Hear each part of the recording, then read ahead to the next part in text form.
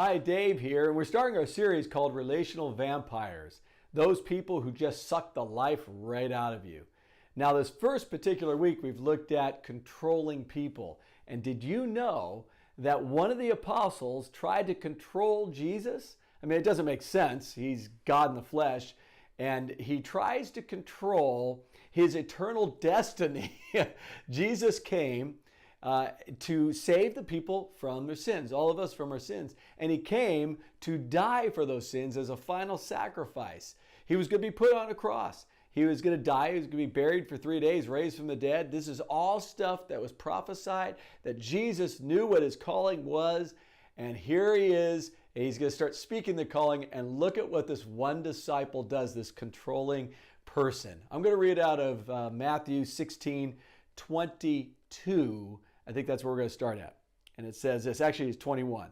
And it says this, "From that time on, Jesus began to explain to his disciples that he must go to Jerusalem and suffer many things at the hands of the elders, the chief priests, and the teachers of the law, and that he must be killed and on the third day be raised to life."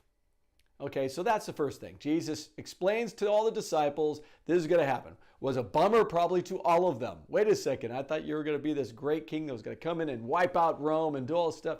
And now you're saying that your whole goal is to suffer and then die?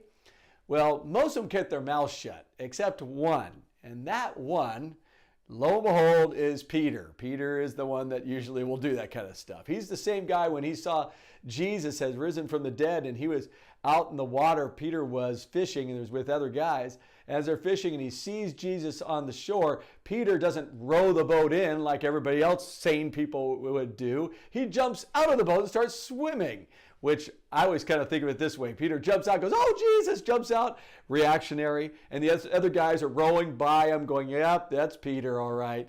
So he goes and in this case, he talks to Jesus and he actually almost yells at him. And this is what he says now in verse 22 of chapter 16 in Matthew. He says this. Look what Peter says. He says, Peter took him aside. You know, they always try to isolate you, right? These controlling people. And he began to rebuke him. "Never, Lord," he said, "this shall never happen to you." So here's Peter telling God in the flesh, you're not going to do what you've been called to do and that the scriptures have been talking about and that was prophesied for many years. You're not going to do it because it doesn't fit into my plan. Know anybody like that? Do you fit that mold? I know I do both. I know that I have a tendency to have that controlling side of me, and I also have the tendency to allow people to control me, and all of us struggle with that at one time or another. So this is what I want you to do today. I want you to look at that story in Matthew 16. Look at verses 21 and 22 and think to yourself, do you know anybody like this? Are you that person? Have you acted that way? Have you allowed someone to try to control you? Have you tried to control another? And in that, let's start thinking about what Jesus wanted us to do. And it's all about calling, and we'll be talking about that later on this week. But just look at yourself right today.